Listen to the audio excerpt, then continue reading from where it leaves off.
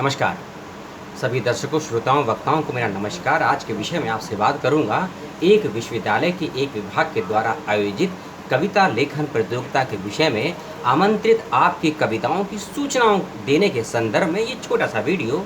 जो लोग भी कविता से, साहित्य से या फिर कविता में रखते हैं रुचि लेकिन नहीं है साहित्य विभाग से, उन सभी के लिए यह सूचना बहुत ज़्यादा इम्पॉर्टेंट होने वाली है, क्योंकि यह एक प्रतियोगिता है और इस प्रतियोगिता के उपरांत परिणाम की लिस्ट में यदि नाम आपका टॉप 3 में आता है तो आपको कुछ पुरस्कार राशि भी प्राप्त होगी। इस बात का विशेष ध्यान रखिएगा। क्या है नियम, क्या है विषय, कैसे भेजनी है कविताएं, कब तक भेजनी है कविताएं और ज़रूरी बातें, उन सभी की सूचनाएं इस वीडियो में 2 से 3 मिनटों में आपको दी जाएंगी। उम्मीद करता हूं सूचनाओं को शेयर भी करेंगे और यदि किसी सूचना पर आपका कोई सवाल, कोई जिज्ञासा, कोई द्वंद्व पैदा होता है मेरी तरफ से तो उस पर प्रश्न भी खड़ा करेंगे और सवाल भी पूछेंगे। सबसे पहले, पंजाब विश्वविद्यालय का हिंदी विभाग आयोजित कर रहा है पिछले कई हफ्तों से कई प्रतियोगिताओं को। उसी श्रेणी में एक और प्रतियोगिता आपके समक्ष है जो कि है हिंदी है हम कविता लेखन प्रतियोगिता। और यह प्रतियोगिता उन सभी ऐसे विद्यार्थियों के लिए है जो अपना बीए और एमए कर रहे हैं किसी भी विषय से हो, यानी कि आप स्नातक और प्रास्नातक के विद्यार्थी हैं, चाहे लड़की हो या लड़का हो। आप केंद्रीय विश्वविद्यालय से, राज्य विश्वविद्यालय से, डिग्री कॉलेज से संबंध रखते हैं, अपनी रचनाओं को भेज सकते हैं। इस बात का विशेष ध्यान रखिएगा। थीम पर आते हैं, पर्टिकुलरली विषय पर आते हैं। संस्थान ने जो कविताएं आपसे मांगी हैं वह मांगी हैं हिंदी के विशेष संदर्भ में। वह हिंदी भाषा हो सकती है, हिंदी साहित्य हो सकता है या हिंदी कथा साहित्य के किसी रचनाकार के ऊपर केंद्रित आपकी रचना हो सकती है। लेकिन एक विशेष बात याद रखिएगा, किसी रचनाकार की कविताओं को नहीं भेजना है आपको। रचनाएं आपकी स्वरचित और मौलिक होनी चाहिए, इस बात का विशेष ध्यान रखिएगा। यदि आप पहली बार कविताएं लिख रहे हैं तो आपकी कुछ कमियों को नज़रअंदाज किया जा सकता है, लेकिन कविताएं स्वरचित और मौलिक होंगी तभी वह स्वीकार की जाएंगी। एक मुख्य बात कविता के संदर्भ में, कम से कम आपकी कविता 12 लाइनों की होनी चाहिए। 12 पंक्तियों से कम की कविताओं को स्वीकार नहीं किया जाएगा और 32 पंक्तियों से अधिक की कविताओं को भी स्वीकार नहीं किया जाएगा।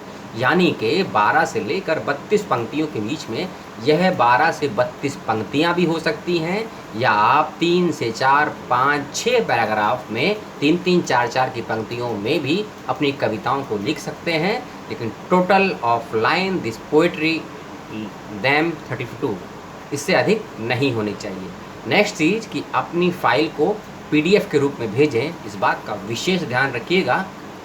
एमएस वर्ड में मत भेजिएगा। जब किसी पत्रिका के लिए, जर्नल्स के लिए आपसे लेख या आलेख मांगा जाता है तो एमएस वर्ड में मांगा जाता है, लेकिन जब लेखन की बात होती है और उस लेखन की बात होती है क्योंकि कविताएं आपसे मौलिक मांगी जा रही हैं, इस बात का विशेष ध्यान रखिएगा। इसीलिए कविताओं के फॉर्मेट को टाइप किसी भी फॉन्ट में करिए हिंदी में, लेकिन फाइल जब भेजेंगे तो पीडीएफ करके भेजिएगा, इस बात का विशेष रूप से ध्यान रखिएगा।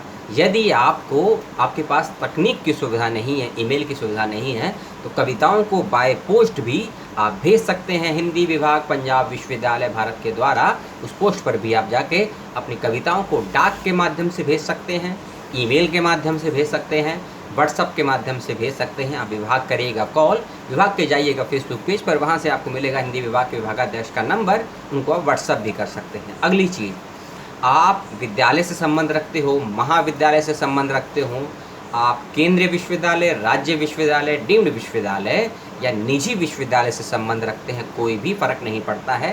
अपनी कविताओं को प्रेषित कर सकते हैं, अर्थात सेंड कर सकते हैं, भेज सकते हैं। इस बात का विशेष रूप से ध्यान रखिएगा। मेरे पीछे एक जानवर का प्रचरण हो रहा है, वह जा रहा है, वह प्रचरण भी कविता का पार्ट नहीं है, इस बात का विशेष ध्यान रखिएगा। और अगली चीज़, आपको डिस्क्रिप्शन बॉक्स में एक ईमेल आईडी दिया गया है, उस ही ईमेल आईडी पर आपको अपनी कविताओं को ध्यान से भेजना है। ईमेल आईडी में एक अल्फ़ाबेट गलत होने पर आपकी कविताएं कहीं की कहीं और शिफ्ट हो जाएंगी, इस बात का विशेष ध्यान रखिएगा। हिंदी महाउत्सव मनाया जाएगा सितंबर के महीने में पूरे भारत में, उसी परिप्रेक्ष्य में यह कविताएं मांगी जा रही हैं और ख़ासकर हिंदी इसका थीम है कविताओं का। हिंदी की स्थिति, हिंदी का वर्तमान, हिंदी की नकारात्मक स्थिति, ऐसे किसी भी विषयों को लेकर आप कविताएं लिख सकते हैं, व्यंग्यात्मक कविताएं लिख सकते हैं।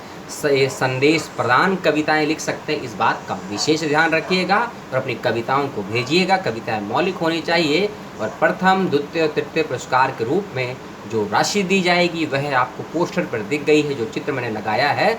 और 31 अगस्त 2020 तक अपनी रचनाओं को भेज दीजिएगा। जी हाँ, 31 अगस्त 2020 तक आपको अपनी रचनाएं भेज देनी है और 14 सितंबर हिंदी दिवस के दिन पुरस्कारों की घोषणा की जाएगी। इस संस्थान के फेसबुक पेज पर और यूट्यूब पेज पर रहिएगा, अपने परिणाम को सुनिएगा। और यदि आप किसी कारण से नहीं रहते हैं 14 सितंबर को अटेंड इस कार्यक्रम में, तो ईमेल के माध्यम से या फ़ोन के माध्यम से भी आपको सूचना मिल जाएगी। यदि आपको प्रमाण पत्र मिला है, आप पुरस्कार की श्रेणी में आते हैं, इस बात का ध्यान रखिएगा। लेकिन सभी को, अधिकांशों को प्रमाण पत्र दिया जाएगा। हिंदी विभाग पंजाब विश्वविद्यालय चंडीगढ़ के द्वारा आयोजित यह प्रतियोगिता में आप सभी हों शामिल। और ग्रेजुएशन और पोस्ट ग्रेजुएशन के विद्यार्थी ही इसमें हो सकते हैं प्रतिभागी, इस बात का विशेष ध्यान रखिएगा। एमफिल के, पीएचडी के, पोस्ट पीएचडी के या टीचर्स लोग शामिल नहीं हो सकते हैं। केवल और केवल छात्र और छात्राओं के लिए ये प्रतियोगिताएं हैं। बीए और एमए के विद्यार्थियों के लिए प्रतियोगिताएं हैं, इस बात का विशेष ध्यान रखिएगा। सूचनाएं जो आपको प्रदान की गई उसको लेकर कोई समस्या, कोई सवाल, कोई उलझन, एनीथिंग, कुछ भी हो आपके मन मस्तिष्क में, ज़रूर से ज़रूर पूछिएगा। और कोई उलझन होने पर संपर्क करना हो, बेझिझक संपर्क करिए। स्वयं हिंदी और साहित्य का विद्यार्थी हूँ, इसीलिए साहित्य कविता लेखन के विषय में भी कुछ पूछना चाहते हो वह भी पूछिएगा। आपका सदा स्वागत है, सदा स्वागत रहेगा, इस बात का ध्यान रखिएगा। मिलते हैं अगले वीडियो में। सभी सुनने और देखने वाले वक्ताओं, श्रोताओं को मेरा पुनः नमस्कार।